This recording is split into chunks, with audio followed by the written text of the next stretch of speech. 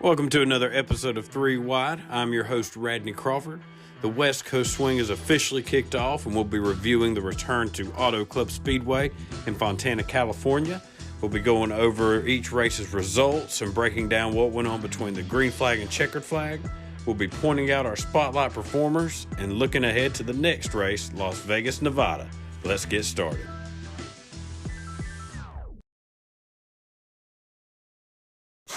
So starting off the race weekend, you had the Xfinity Series on Saturday. Some qualifying notes. You had A.J. Allmendinger starting on the pole with Cole Custer, who was making his return to the Xfinity Series. He was starting second. Trevor Bayne also making his return. He was able to qualify fourth in his Joe Gibbs car. Early on, you had some big names kind of get taken out of the running. Austin Hill, last week's Daytona winner, kind of got brought back down to earth early on lap 4. He was being pushed by Josh Berry on the front straightaway. Berry seemed to be trying to draft with him, as you will see at these bigger tracks, and he was locked onto Austin's bumper wrong and sent Austin into the outside wall on the front straightaway, and that would cause some significant damage to Austin that he would have to battle for the rest of the day. Another bad break was there was no caution thrown with that, so Austin would have to come to pit road and make repairs and try to get the car as clean as he could under green flag conditions. However, on lap 7, the caution did come out, but this time for Landon Castle, whose car was engulfed in flames as he went down into the corner. Pretty big fire. Luckily to see him jump out of the car. That's probably one of my least favorite things to see on races is when cars catch on fire. It just kind of makes you hold your breath. But was glad to see him get out and walk away. Definitely probably not the start that he expected or wanted here to start out his season with a top team like Colleague Racing. But it's a long year, and I'm sure once he gets his feet under him, he can be something to contend with. Trevor Bayne, as I mentioned earlier, was making his return. He took the lead early on lap 15 and wound up winning stage 1. All day, really, Trevor, while he may not have had the dominant car, he was definitely one of the top 3 cars, and that was great to see. Definitely no rust for him. He showed what he could do in top equipment and hopefully opened some eyes as he has 6 more starts in this car for the rest of the season. The main thing that really did him in was he had a rough pit stop at the end of stage 1. He came in with the lead and wound up leaving 11th. And really spent the rest of the race trying to catch up from that, just trying to make up spots on the track. And they said his pit crew was actually a developmental pit crew, so they're also, younger, new in the sport, trying to get their feet in under them as well. So it was a rough start for them. They definitely made up for it the rest of the race, not really losing a whole lot of positions on pit road. But that pit stop proved to be mostly costly for him. It kept him from being up front and really showing what he could do the whole race.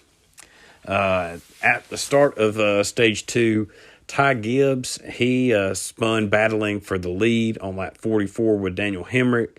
Gibbs was trying to side draft Daniel as they came out of turn 4, and he even said in his interview he just got sucked up trying to side draft him. The air just drew him into Hemrick, and he bounced off of him, spun him in the grass. Luckily for Ty, he didn't receive a whole lot of damage. One thing when you go spinning in the grass with these cars is it can tear that front splitter up and essentially just knock you out of the running with that, or even knock you out of the race. From there on, after that, the caution came and went. Cole Custer, he took the lead, won stage 2. He pretty much showed from the get-go that he was going to be the guy to contend with. He was driving for SS Greenlight Racing. However, the car was prepared by Stuart Haas, his Cup team. So Custer, while it was for SS Greenlight, it was definitely a car, what's the word? More ready for running up front, which was good for him because Custer, he showed he was the guy to beat all day long. He, like I said, won stage 2. He restarted stage 3 after pit stops actually on the outside of row 3 in 6th place. By the time they exited turn 2, he was up to 3rd. By the time they got back to the start-finish line, he was in the lead.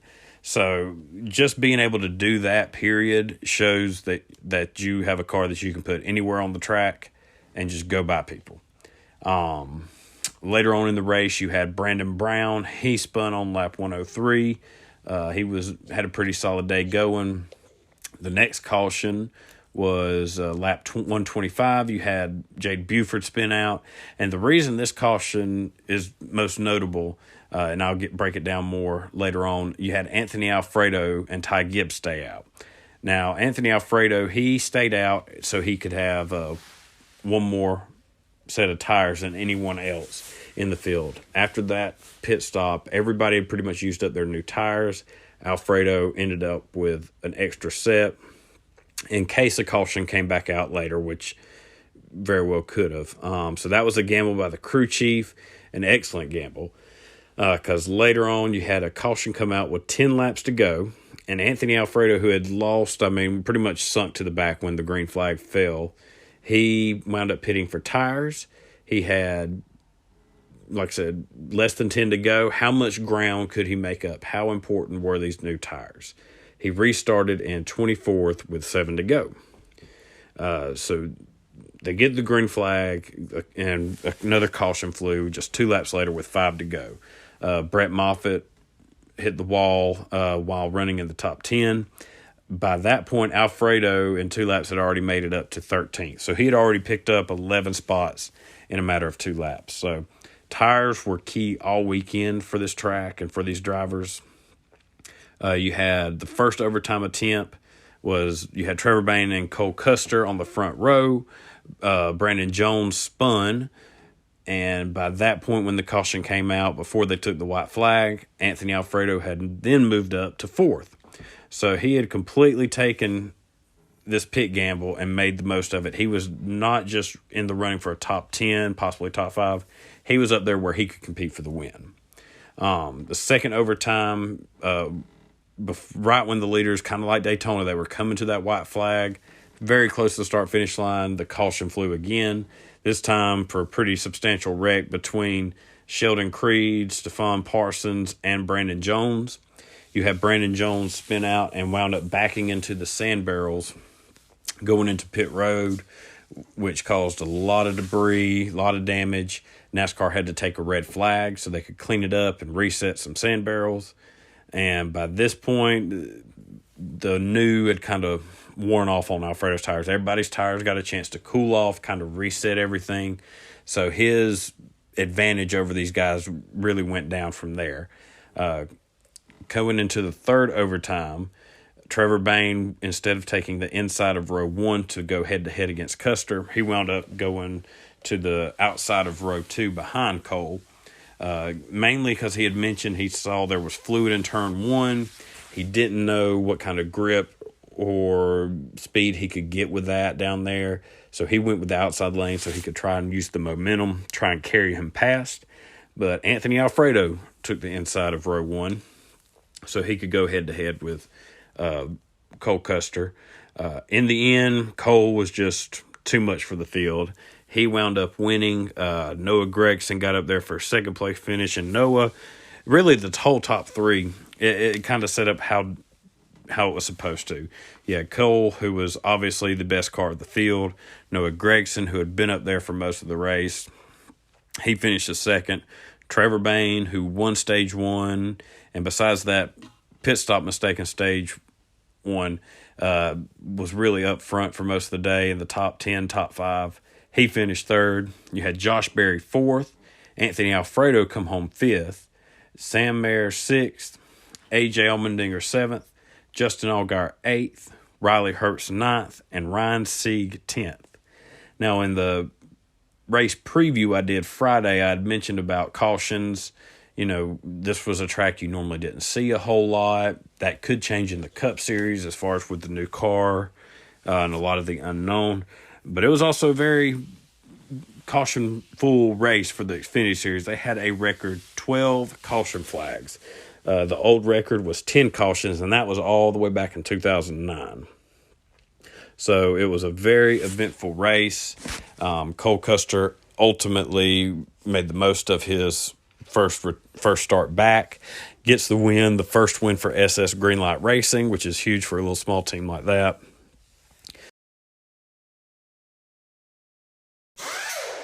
So jumping right into the Cup Series, it was an interesting start to the weekend, to say the least, with practice and qualifying. You had around 10 spin-outs or wrecks happen between the two. The most notable was Ross Chastain, wrecked hard in practice coming out of turn 4, made hard contact with the wall with the passenger side and the front of his vehicle, really tore it up. Also said it knocked the breath out of them, so they had to go to a backup car. Another notable one was Harvick. He wrecked in practice, made slight contact with the rear of the car, and whereas with the older cars, they might just go ahead and pull out the backup, but with the shortage and teams not having the quantity of cars that they normally do, I believe I saw where Stewart-Haas Racing, they just had one backup car for all 4 of their race teams. Not one car for each team, one for all 4. That was it. So his crew really got after it, was able to fix the car and not have to go to that backup. So hats off really to them and really getting after it and having a car that they could race with. Denny Hamlin, he was quoted after practice saying that the cars, that they are extremely hard to drive. He says that's okay, but with these new cars, you really can't get out of shape or sideways at all. These drivers, they're still learning the boundaries with them, how far they can push the envelope, whereas with the old cars, they knew how far they could push it without spinning out and losing it. These new cars seem to be, once they break loose or you lose grip, they're going to go around and it's going to cause problems, especially if you have a flat tire. That was a big problem we saw all weekend with these new tires. If you have a flat, you're going to be in trouble. A lot of drivers had to be towed to pit road once they had a flat tire just to keep from tearing up their equipment. And by the time they got everything fixed, they would be 2-3 laps down. So that's something NASCAR is definitely probably going to be taking a look at to see if they can't get fixed and avoid these problems in future races. Austin Cindric, he wound up starting on the pole and Eric Jones second. And that really was kind of the start of what the talking point was all weekend, which is parity. With previous cars, whenever NASCAR would introduce them, they would mention how this is going to be the car that kind of evens the playing field. Single car teams, smaller teams, they'll have a chance to run up front, have solid finishes, and we never really saw it. Now, granted, it's only one race that we really, could say has tested that theory with these new cars, but it was definitely a cool sight to see drivers like Eric Jones and Tyler Reddick consistently, and even Ricky Stenhouse Jr. running up front, having solid runs in qualifying and the race. So jumping into the race early on, you had Eric Jones take the lead and have a pretty decent lead. Tyler Reddick, he would come up and wind up being right behind him, competing for the stage win, which I figured Tyler Reddick would be a force to reckon with the way this track is laid out and how many lanes you have, and he loves to run the top side up against the wall. Definitely fits into his driving style. Kyle Busch, he had a rough race, and it started all the way back on lap 15 where he spun out. And then he had engine troubles also before the end of stage 1 where I believe he said it was dirt or sand was getting into the cooling ducts of the motor, and you had water shooting out of the radiator, and they would have to come in and refill it with water, take a leaf blower trying to blow out any debris that they could that was blocking the ducts so that the car could get cool air. Another top driver that had trouble was Chase Elliott. He wound up getting in the wall twice before the end of stage 1 and just spinning out on lap 38 completely. So 2 big names right there that was struggling with the new cars from the get-go. That was surprising to see. And whereas on the other end of the spectrum, you had Tyler Reddick come away with a stage win, Eric Jones finishing second. Some other drivers of note in their stage finishing position, you had William Byron third, Chase Briscoe fourth, and Ricky Stenhouse 10th. So early on, you got to see some drivers you normally don't see running consistently up front, getting some solid finishes to start the day and some valuable points. Jumping right into stage 2, it was a rough stage to say the least for Roush Fenway Keselowski Racing. Chris Buescher spun out, I believe it was in turn 2. And also then just a few laps later after that caution, Brad Keselowski spun out coming out of turn 4. And that was unfortunate for Brad because he was running in the top 10 at that point and pretty close to the top 5. So he was having a solid stage 2 looking to get some points, and that went away very quickly. And then Tyler Reddick again wins that stage. Eric Jones again finishes second, so they set themselves up along with William Byron as kind of being the favorites and looking to be the ones to beat. Another finisher in the top 10 that was good to see was Eric Almirola getting 8th place in stage 2, able to get a couple points out of it. And then stage 3 kicks off, and that's really when the whole race kind of got turned up on its head. You had Tyler Reddick, who up to that point, kind of, like Cole in the Xfinity race, looked to be the top contender, the top guy to beat. He blew a tire with 50 laps to go in turn 2. And then while he was trying to get off the wall and get back rolling, he gets hit by William Byron, who lost it and spun out and wound up making contact with Reddick and the wall. That wound up being the end of Byron's day. So in one corner, you had 2 of the 3 top drivers in that race out of it. And it seemed to put Jones in prime position to steal a win, and which unfortunately didn't come to pass for him. But just talking about Eric for a minute, it was so cool to see that 43 car up front, competitive, after all the struggles with that car and Petty Motorsports over the past couple decades. Really, that team hasn't been that relevant, at least consistently. They've had good runs with when Eric Almirola was driving with them, and even had some good runs with Bubba Wallace, but never could just seem to find consistency. So hopefully that's a sign of things to come for Eric. It'll be interesting to see where his season goes from here. Another big incident that happened in stage 3 was a wreck between Brad Keselowski, Bubba Wallace, Harrison Burton, and Austin Cindric. You had Brad Keselowski coming out of turn 2. He was up on the top side, up against the wall. You had Bubba Wallace just inside of him. And it looked like coming out of turn 2, Brad moved down, whether it was to get in front of Bubba to block that run or just trying to get his exit set up. But was not clear of Bubba and wound up getting spun out. Bubba really didn't have a whole lot of options or anywhere to go. Really the innocent victim in that one was Harrison Burton, who for the second week in a row, him and the Wood brothers, they have a torn up race car, which like I mentioned, with these new cars and how many cars these teams have, is not a good position to be in. So it's going to be very important for Harrison to turn it around here pretty soon. He's had good runs, just kind of things not of his own doing has taken him out. Then you had Ross Chastain with 28 laps to go. He spins out, doesn't get a whole lot of damage, but it really hurt him just because he was running in the top 10. His car seemed to really come around to him, and he looked to be in line for a solid finish. So that was unfortunately for him, because him and his teammate Suarez, they were both having solid days, which we'll get to Suarez here in a minute.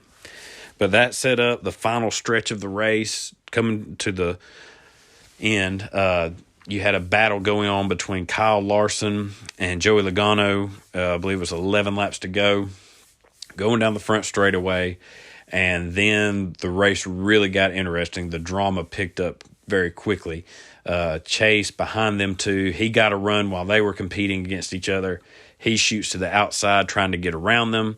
Larson comes up and winds up getting Elliott into the wall, which Chase seemed to really not care for that move, and I can't say I blame him. You had Kyle Larson saying he didn't know Chase was up there, and we'll break that down here in just a minute.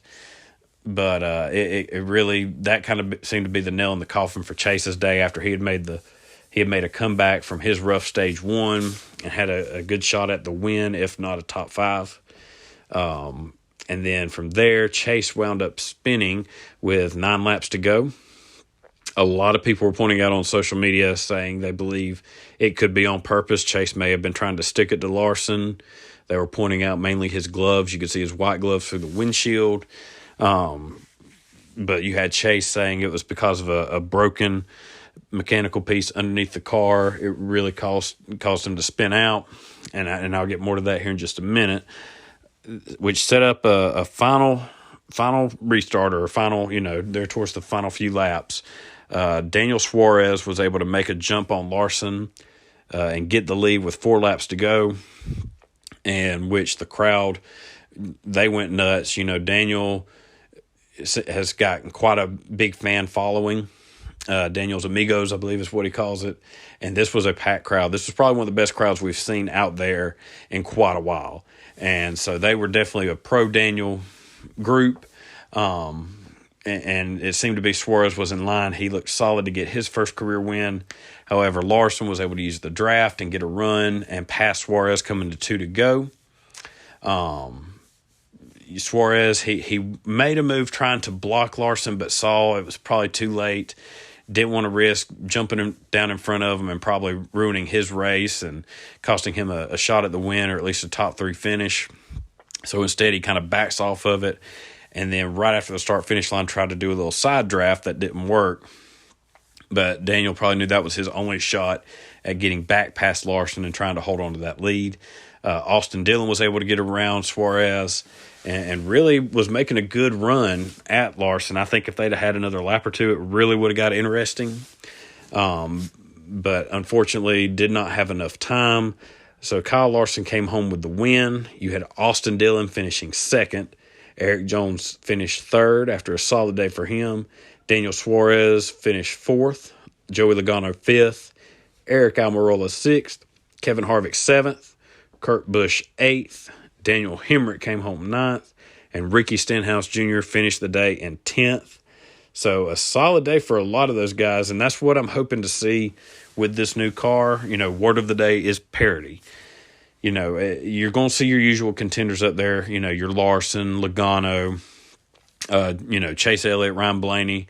But to see drivers like Austin Dillon, Eric Jones, Suarez, Stenhouse, and even Almirola be up there, competitive, and a couple of them with a good shot at a win, that is definitely going to bring back a lot of interest, I believe, in this sport, just because a lot of, seeing a lot of drivers you're not normally seeing up front kind of freshens up the sport. Going back to the whole Chase Elliott, Kyle Larson deal, when Larson was saying, I didn't know he was coming, his spotters even put out a statement saying he called it late, that the 9 was making a move on the outside. I'm still on the fence. I believe Larson knew he was out there. I believe Larson went to block him and just made it late. Just because, and the reason I say this, because he said he was trying to side draft off of Logano. And at first it looks like he does, but he makes a second move right as Chase was getting up to him to kind of block Chase. I don't think he meant to get him in the wall by any means, but I do believe he knew he was out there and he was just trying to make a block, and it was just too late. Chase had too big a run. But on the flip side of that, Chase spinning with 9 to go and people pointing out it was on purpose, I don't believe it was. I think you can see Chase after the contact with the wall, he was definitely off the pace. You could see him kind of swerving the car back and forth like he was trying to, like something didn't feel right, and he was trying to figure out what it was or what was going on with the car, and he ultimately spun out. And with the gloves, the thing is, it looked like he kept them turned to the left, like he was spinning out. I believe his hands were like that just because he didn't want to crank that wheel to the right and overcorrect and wound up shooting himself back up into traffic or towards the wall. And I think he was just holding on to the wheel and just riding it out. That's my 2 cents on it. You can't blame Larson for making that move to block just because, we're coming down to the end. And they may be teammates, but they also got their own team members that they're trying to win for. So, to me, it's one of those racing deals. You're going to have it. it definitely kind of piques interest in the sport, especially when it's between two teammates. I don't see it really carrying over to anything. Like I said, I just chalk it up to a racing deal, and drivers just weren't happy about it.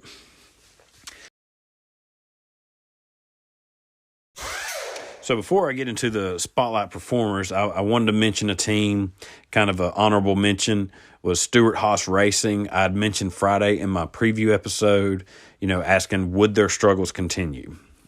They had a rough 2021. Only Eric Almirola got a win for them at New Hampshire last year. Harvick was winless, Custer in his sophomore slump, and Briscoe, who was a rookie trying to just get a handle on things. At California, they wound up, Eric Almirola got 6th place. Kevin Harvick finished in 7th after spending most of the race in the 20 to 25th range. Mid-pack all day, just did not seem to have a competitive car. In true Kevin Harvick fashion, there at the end, he made it count and got a top 10 out of it. Cole Custer, he finished 11th after winning the Xfinity race, and while 11th may not look all that spectacular, for him it is definitely a solid finish just because coming off his sophomore slump, definitely looking to gain some more momentum and, boost up his confidence, and I think he definitely took a step in the right direction with this race. Chase Briscoe, he finished 16th, but putting that finishing position to the side, look how he competed in stage 1, leading laps, finishing 4th. It was a good start to the day. I think for Chase from, moving forward, it's going to be about putting together a complete race. At Daytona, he struggled there at the beginning. He had to fight to stay on the lead lap and wound up coming home with a top 5 and in a good spot where he could have snuck in there and got a win in the Daytona 500. This weekend, started hot and just, faded as the race went on. So for him, the big thing I think is going to be just getting a complete race in, even if it's like Custer in 11th or a 9th, 10th position, just a solid day, getting points and putting himself in a good spot to get in on playoffs. But moving on to our spotlight performers, where I like to point out drivers, they may not have gotten the win, may not have the trophy, but got up on the wheel and faced, adversity, was able to get a solid day, solid finish, drivers that just grinded and really performed. On the Xfinity side, I can think of nobody other than Anthony Alfredo, and I'll throw in his crew chief. Just simply for the call to stay out there towards the end instead of coming in with everyone else. And when everyone else got their last set of tires, Alfredo stayed out on his old ones, making the gamble that there would be another caution and they would be able to get fresher tires than everyone else, and that it would pay back then. He, making that decision knowing that you're pretty much going to drop anchor and go right to the back with these guys with new tires, it was a big gamble, and it definitely worked. Caution came out. He was able to come in, put on fresh tires, and drove from 24th to contending for the win thanks to cautions, and wound up with a top 5. And our motorsports, really, they all had a solid day all around. They were in the top 20 for most of the race. Alfredo was their top finisher in 5th, but you had, Jeb Burton and Brett Moffitt really have strong finishes themselves. So, but definitely the spotlight has to be on Alfredo for this race. So it's good to see him. He's another fan favorite. People like, to get behind. We'll see where he can take this momentum and do with it. In the Cup Series, I'm going with Kurt Busch. There was a lot of guys, especially in that top 10 you could point out, but Kurt was the guy for me, mainly because of how his weekend started. He failed inspection 3 times, which meant he could not qualify. He had to start in the back. Also, when the green flag fell, they would have to come in and do a drive-through penalty. So that definitely put him behind the 8 ball from the get-go. He served his penalty at the start, was able to keep from going a lap down, and it looked like he had kind of overcome it early in stage 1. In pit road, he was able to get up in the top 10. Unfortunately, it was, due to speeding, so he got a penalty there. had to go right back to the rear and fought his way back all day and wound up coming home with a 8th place finish. So for all that he had to deal with, and that was thrown in front of him, for him to come through with the top 10, it's definitely a confidence booster for that team and what they might be able to do this year. So I'm with 2311 Racing. I'm interested to see, because Kurt is one of those guys, he'll come through and he'll get a win somewhere along the way. It's going to be interesting to watch where that happens. I believe he could get a win or two with this team, and how, his knowledge, him being a veteran, how that rubs off on Bubba, and, see him if Bubba can have a more consistent year. So 2311, I think they got bright things ahead of them for this year, especially when they decided to bring in Kurt Busch. Now, looking ahead into the next stop on the West Coast swing is Las Vegas. You will have all 3 series racing this upcoming weekend, with the Truck Series on Friday night, the Xfinity Series on Saturday, and the Cup Series on Sunday. Now, looking at the truck race, you got John Hunter Nemechek, the defending winner of this race. He is going to be looking to get back on top of the series, making another run for a championship. He is definitely the favorite coming into the year after having a solid 2021 season. Another question is Zane Smith. He had a strong end to 2021, and obviously a big start to this season with a win at Daytona. Can he continue the momentum he has? They just announced Kyle Busch. He'll be making his first start of the year in the Truck Series. But my big question for the Truck Series is who steps up. Not necessarily to challenge Kyle Busch for the win, but who steps up for the series overall? Who becomes, the next championship contender, the consistent race winner? You look at this series as a whole. Sheldon Creed, a former champion in the Truck Series, was, pretty much you could lock him in to get a few wins and a Final Four playoff spot. He's now no longer there. He's in the Xfinity Series with Richard Childress Racing. Austin Hill, another driver you could pencil in for 2 or 3 wins and a playoff spot. He's now in the Xfinity Series with Richard Childress. Johnny Sauter, he isn't as competitive as he was, a few years ago when he was, a perennial playoff driver. Who's going to step up and take his spot? Matt Crafton, maybe coming towards the end of his career. He's just the veteran of the Truck Series. Who challenges him? Who takes his spot? You got a bunch of young drivers like Tyler Ankrum, Carson Hocevar, Jesse Little, Ty Majeski, Chandler Smith. Who is going to take that next step and become the consistent winner, championship contender? Matt DiBenedetto, who's now down in the Truck Series, he's trying to re-up his stock, get back to a competitive Cup Series ride. He's going to have to step up, and he's probably on the, a shorter clock than the younger drivers. Does he step up? So somebody's got to be competitive. John Hunter, he probably won't be there for long. I have a feeling it won't be too much longer. He'll be in a top ride in either the Xfinity Series or Cup Series. So it's a constant revolving door here in the next year or two. So somebody's going to have to step up and make their presence be felt. In the Xfinity Series, you got AJ Allmendinger, who is the defending winner in that race. You'll have other driver I feel like to watch is going to be Daniel Hemrick, who has always been strong at Vegas. Now that he has broken through the glass ceiling and got his first career win, he won the championship.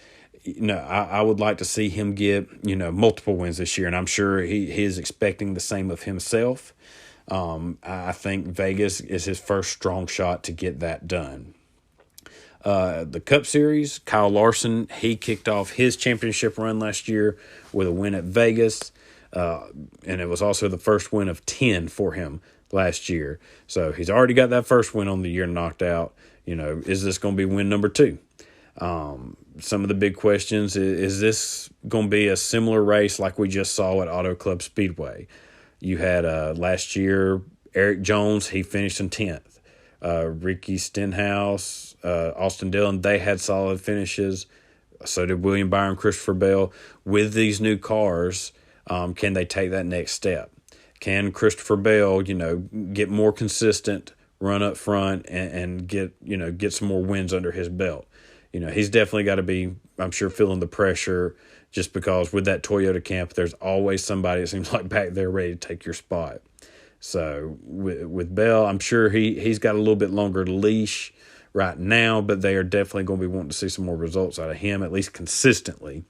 So it's going to be an interesting race to see. I'm definitely looking forward to it, hoping we can see a race like Auto Club. I love seeing these different teams up front. Tyler Reddick, Eric Jones, Austin Dillon. These are guys I would like to see pull off a win and get themselves in a playoff spot. And that is all the time we have left for this episode. I thank y'all again for joining me. Be sure to subscribe to my podcast on Stitcher, Spotify, Anchor, Apple Podcast, and Google Podcast. You can follow my Twitter page at 3Wide3. Y'all kick back and enjoy the races this weekend, and we'll be sure to go back over it again, same time next week.